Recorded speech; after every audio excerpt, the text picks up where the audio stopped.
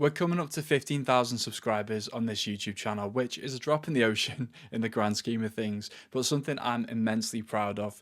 And I wanted to take this opportunity to basically show you what it's like to run a small YouTube channel like this and give you an idea about how I'm going to try and grow it over the next 12 months or so. Although it's not the biggest channel, it's actually made a massive impact on my personal life and career.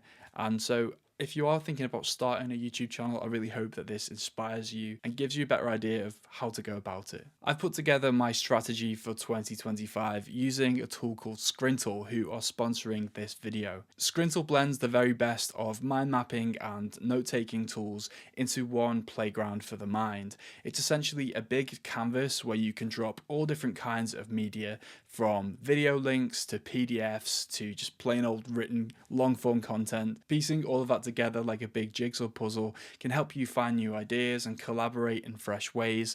And there's even built-in AI that can help you to flesh out some of those ideas if you are not working with a team. To try out Scrintal, check out the link in my description and use the code intentional50 to save 50% off your first subscription period. Now let's take a look at exactly how I've been using it to put together my strategy. No matter what I plan to do going forward, I definitely want the heart of this channel to remain as the kind of mindful tech videos made in Liverpool. And there's kind of two sides to this really. The first is that sort of down to earth approach to reviewing products, really testing them out and trying to put myself in the mindset of someone who would actually go and buy this product. But then also the made in Liverpool aspect is like really just bringing myself to those reviews. But when it comes to this action plan, the main idea was that I wanted to analyze the data from 2024, try to identify any trends either in my own experience or just in the broader landscape of YouTube, tech, and the world. Try to set some objectives and then define some content formats that could propel me through the next year, and also look at some outlier products that could get a lot of attention that might be kind of creating a wave that's worth riding on. So I actually set myself targets before I went into 2024. That was to make at least 40 videos in that year. I ended up doing 37 long form videos and 17 shorts, so I'm kind of giving myself a pass for that. My kind of goal was to build a more sustainable baseline of watch time hours by focusing on long form videos. Now, much of the growth on my channel has come from YouTube Shorts, and while that can be great in driving discovery, it's not always great in actually driving the metrics that really matter on your YouTube channel, like for example, watch time, return viewers, revenue. It's really difficult for that kind of stuff. And so, yeah, while YouTube has kind of probably seen my channel as a shorts channel for a few years, I'm trying to turn the tide on that and really boost watch time. The other thing that I wanted to do was to develop content formats that I could return to, or at least pillars that could build viewership. And it's interesting when you look at like the stats. So these are some images that I pulled in from YouTube Analytics. I actually had 24% less views year on year than the year before. And this was because of that shift from focusing on shorts over to long form videos. But you'll see that my strategy did kind of pay off, because I actually increased watch time hours by 16%, got that up to 34,000 hours. Now, this was a real concern for me in 2023 because I'd basically just scraped into the AdSense program. Like, you need 4,000 watch time hours to actually be eligible for monetization. And I was in real danger of not actually maintaining that unless I placed a real focus on getting a sustainable base of watch time hours. And you can see from around July in 2024, I really seemed to crack this and was able to actually create that sustainable base. I do want to mention that revenue figure because £1,268 over that 12-month period. It's quite far away from some of the huge amounts of money that you see people talk about on YouTube, and sell you this dream that you just have to start a YouTube channel and you'll be making boatloads of money. Is really, really difficult, and there are a lot of months where I've just been scraping by to hit the minimum payout of £60.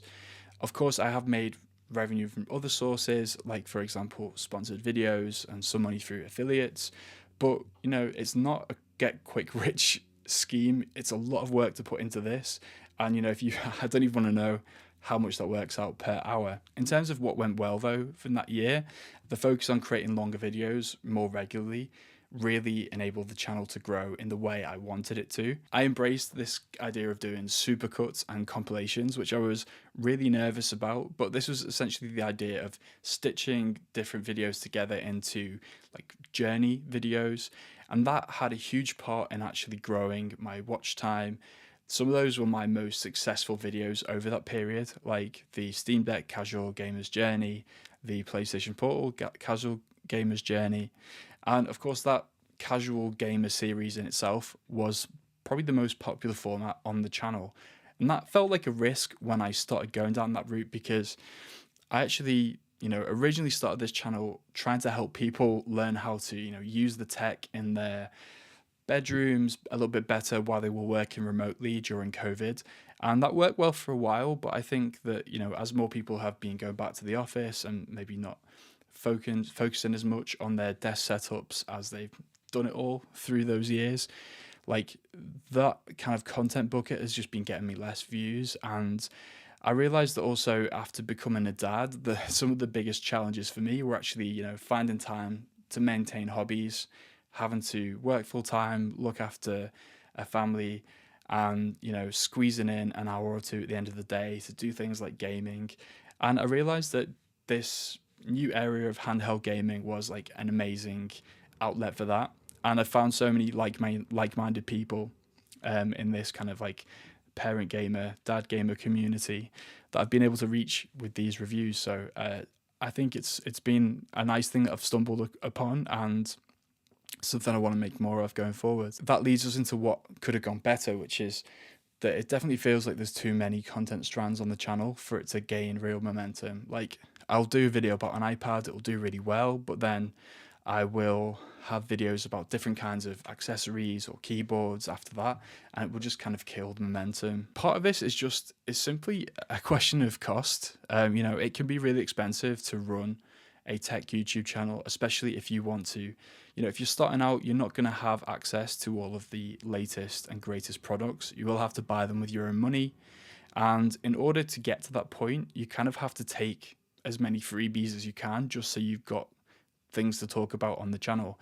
And people are often skeptical about like reviews when companies have sent them things. And I understand why, but actually the bigger issue is not whether you are operating with an amount of bias or not. It's whether those products really actually match what your audience wants you to cover. So like gaining that intuition for which products are really going to catch people's attention is one of the key skills to actually making a successful tech channel. That over reliance on reviewing products sent to me by brands, like at the start it can be amazing and like, intoxicating maybe to have all this stuff sent out to you. But as I say, like, you're putting your content strategy in the hands of somebody else rather than actually driving it with what you want to make videos about, and you lose the momentum by not covering similar or the same products over and over again. It's really tough in my schedule to actually produce videos, and it's a miracle that I get these out, but I'm not great at keeping a consistent schedule. So I think that would help return viewership, and it would also help me analyze the data a little bit better, just having like one less variable. So I want to get to a point where I've got a consistent weekly upload slot. And that's something I want to work on this year. So the key insights really were produce content series around more big hitter products, such as the Steam Deck, iPad Mini, or PlayStation Portal, but also to go back to products more often, cover different aspects of them in separate videos, and then be able to stitch them together into like really long form videos that do drive a lot of the watch time and get me into TV viewership, which like most of my videos have like 5% TV viewership, but when I do those longer form videos that stitch together, they're getting like 40% TV viewership. So I do feel like I'm tapping into a different audience by making those. The other thing is that, the lesser known or less relevant products are rarely breaking out into wide viewership these days. So be more disciplined about that. And then, I do need to cut down some of those content pillars, which, it may disappoint some people who've discovered me watching, certain kinds of reviews, but I really have to look at which videos are getting the most viewership, what I'm like making the most.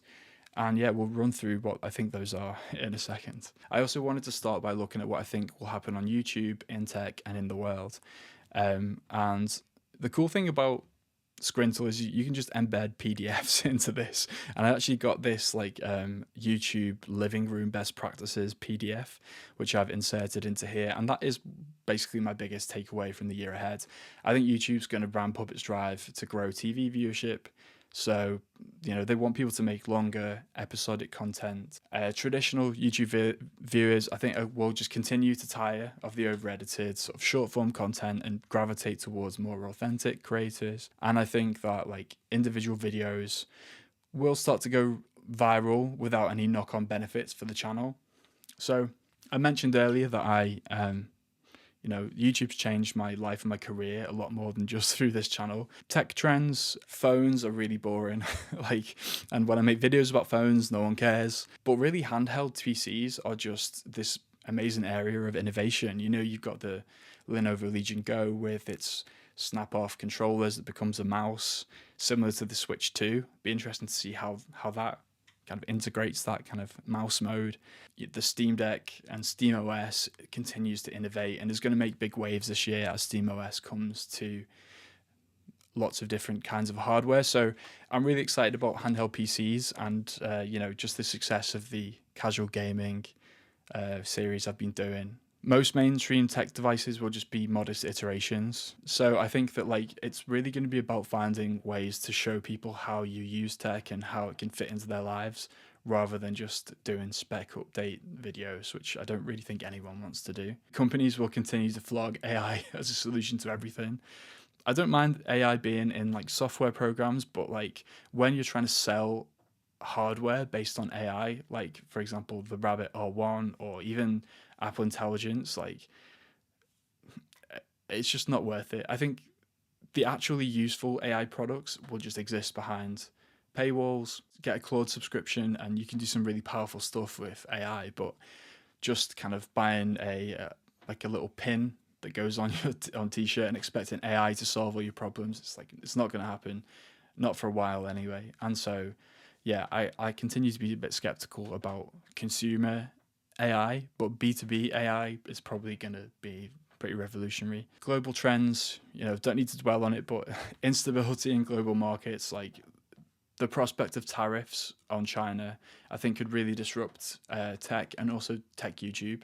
So many of the products that people use these days are built in China, and all the interesting kind of emulation products and some of the more quirky, they're from Chinese companies, and if there are huge tariffs placed on them, it's going to change not just the way that people buy products, but also a lot of YouTubers aren't going to want to have to pay import fees just to review products. So it'll be interesting to see how that goes. I think AI is going to continue to disrupt media and advertising. It'll put a lot of pressure on mainstream media outlets. More difficult to find authentic voices, especially if people really do start building these AI content farms that get good enough to trick people into thinking it's kind of real. You pretty much need 2 salaries in a household to support a family, and it's getting to the point where everybody has that, but prices are going up even further, and it's getting to the point now where everyone also needs a side hustle just to have money to spend on the weekend or on their hobbies. And I think that means more people will go into things like YouTube content creation and also things like 3D printing. That will have this double effect of increased competition on YouTube, but also loads more interesting independent projects. All those global trends all kind of play into my objectives.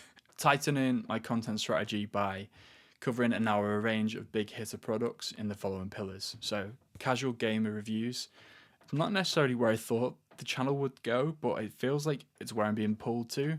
And so yeah, gaming hardware from a casual or parent gamer's perspective, it seems to just really strike something with the community. So yeah, I always love making those videos because I get so many amazing comments and feel like I'm really connecting with people. Focusing on big releases, so I've got the Nintendo Switch 2 and the Legion Go S, the Steam OS edition, kind of bookmarked as 2 big product releases that I want to cover. And it's really a question of can I make at least 5 videos on each of those devices? Can I string them together into a longer form edit at the end of it? And also they're expensive, so will I be able to make as much money from AdSense to actually cover the cost of buying them, and my experiences on like the Steam Deck and the Legion Go suggest that I can.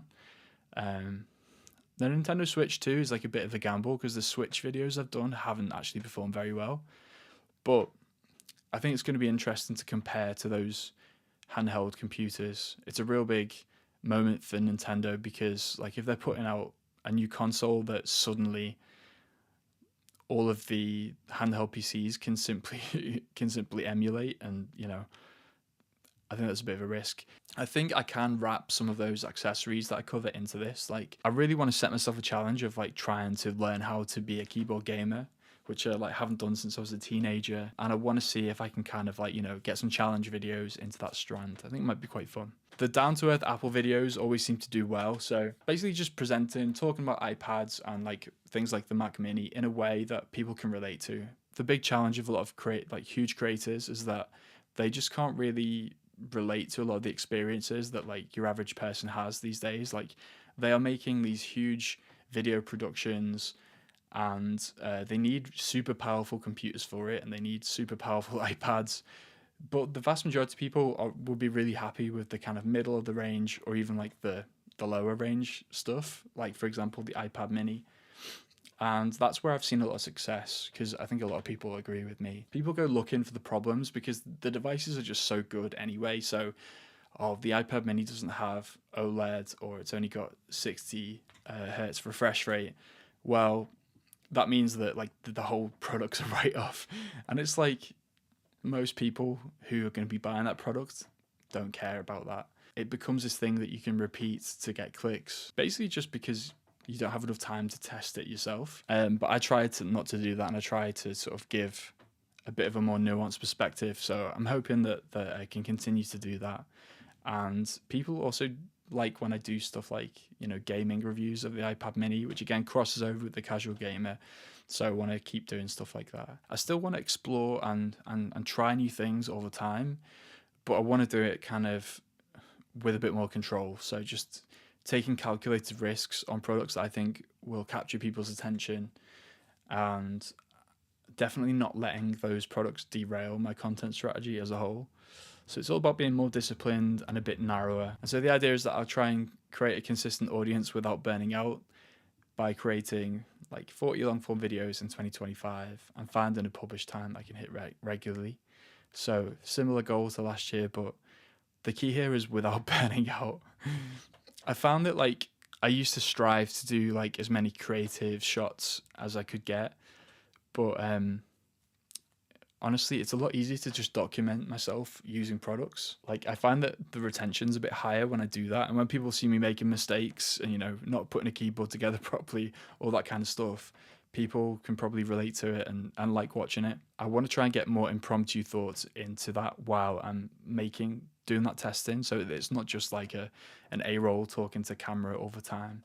And I also want to try to do a little bit more varied shots, not just the same talking headshot the whole time. I want to take more opportunities to film. So like not being afraid to film in the evening or when, light's not great. I need to kind of get myself out of the tiny little slithers of time that I have to actually create videos. Especially now my son's getting a bit older. I can, when he's in bed, I can come up here and try and record something. I'm not going to wake him up. So I need to try and push through and take those opportunities to film. I don't want to get as stressed and burnt out about it. And honestly, one of the biggest points of stress as a creator can be YouTube Studio. So I've actually got like a sub objective here, which is to just not check YouTube Studio as much. It stresses you out and it doesn't lead to better decisions. It wastes time that you could be using to do other things, like more creative work that actually contributes to the next video that's coming out.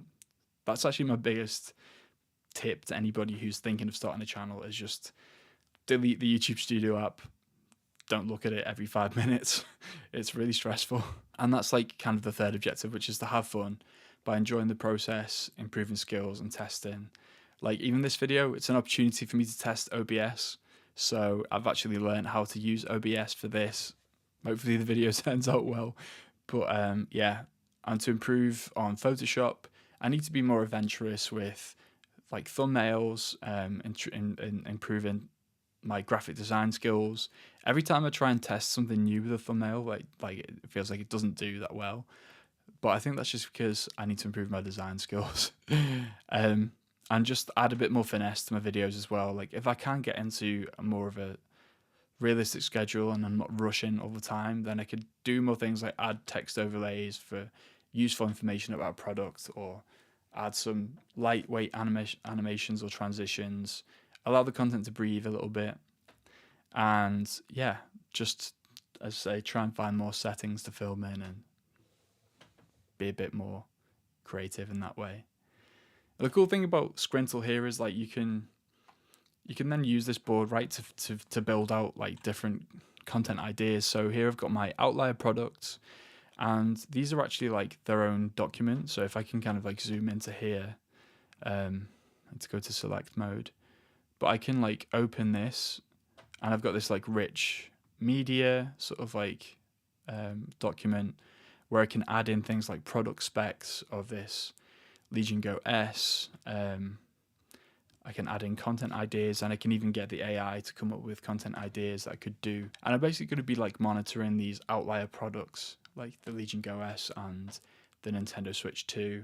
By the time those products come around, I can actually, get to work, and I'll have a really great idea of what I want to do with them. That's my YouTube strategy for 2025. But thank you to Scrintal for sponsoring this video and giving me access to this amazing tool, which has really helped me get my thoughts down onto a page and figure out what I want to do with this channel. And I really hope that it does drive me on to success over the next 12 months or so. If you want to check out Scrintal, links in my description, and yeah, use the code intentional50 to get 50% off your first subscription period. And thanks to you for watching. I'll see you in a bit.